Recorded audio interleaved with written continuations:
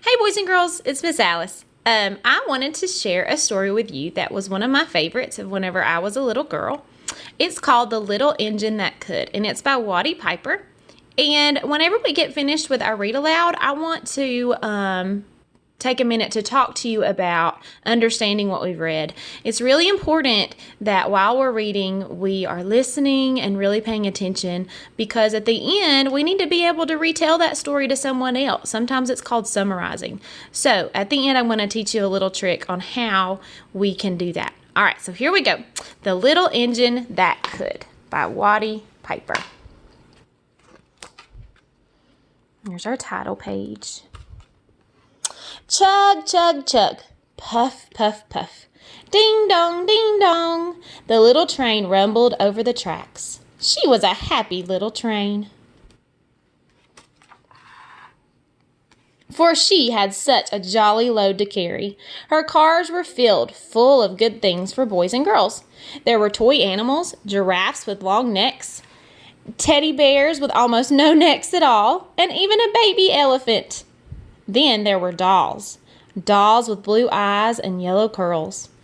Dolls with brown eyes and brown bobbed heads, and the funniest little toy clown you ever saw.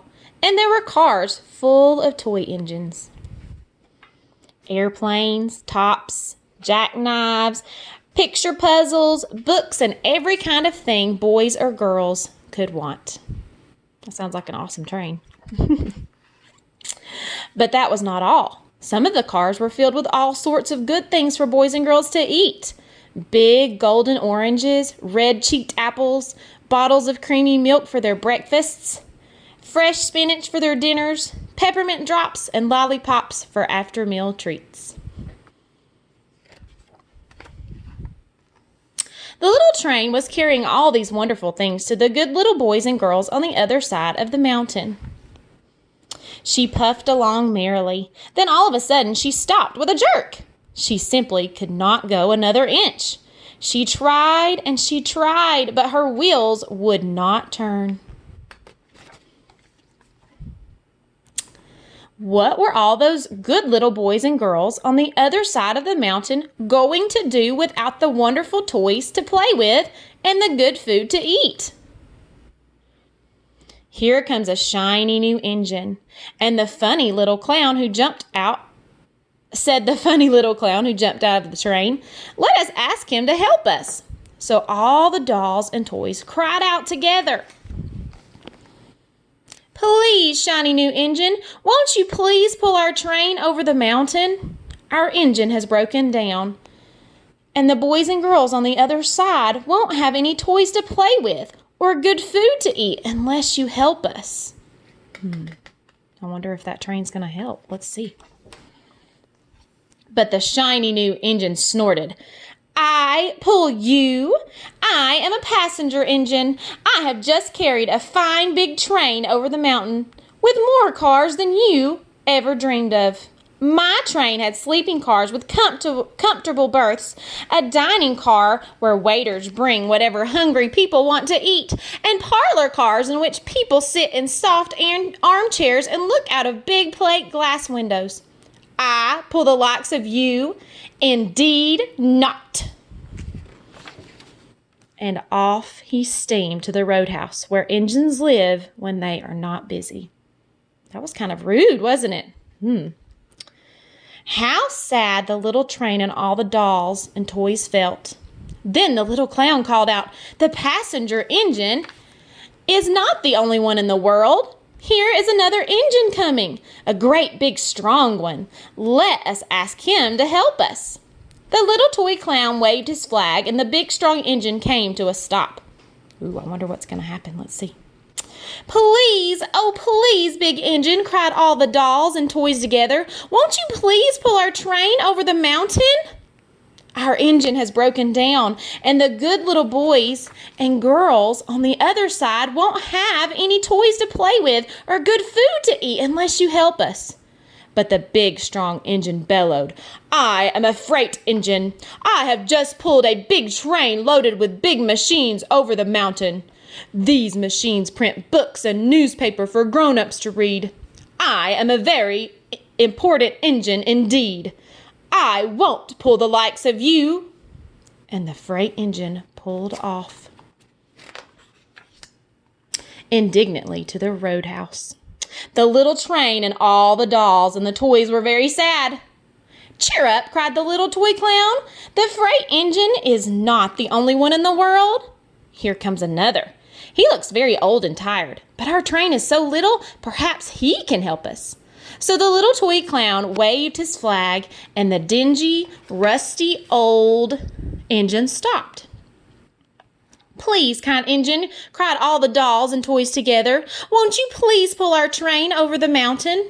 Our engine has broken down, and the boys and girls on the other side won't have any toys to play with or good food to eat unless you help us."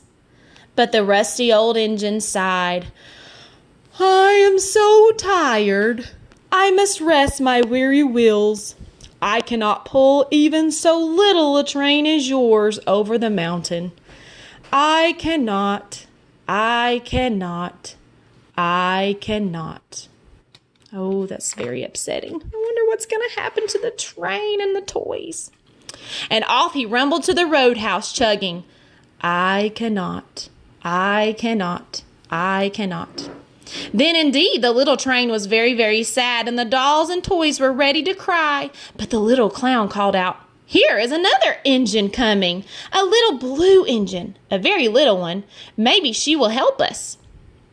The very little engine came, chug, chug, chugging merrily along. When she saw the toy clown's flag, she stopped quickly. "What is the matter, my friend?" she asked kindly. "Oh, little blue engine," cried the dolls and toys, "will you pull us over the mountain? Our engine has broken down, and the good boys and girls on the other side won't have any toys to play with or good food to eat unless you help us. Please, please help us, little blue engine." "I'm not very big," said the little blue engine. "They use me only for switching trains in the yard. I have never been over the mountain." "But we must get over the mountain before the children awake," and said all the dolls and the toys.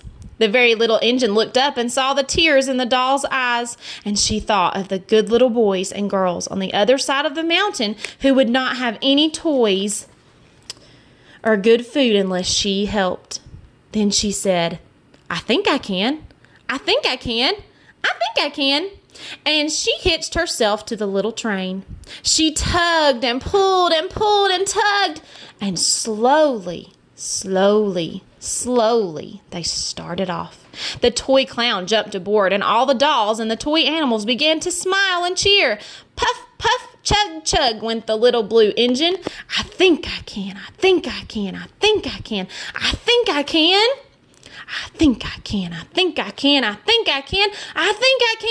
Up, up, up, faster and faster and faster and faster the little engine climbed until at last they reached the top of the mountain.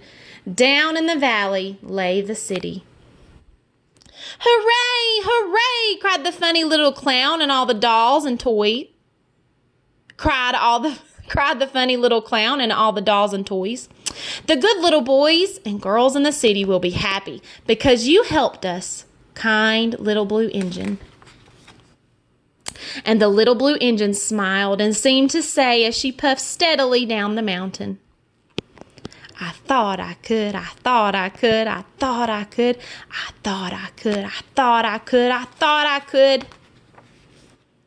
And that's the end of our book.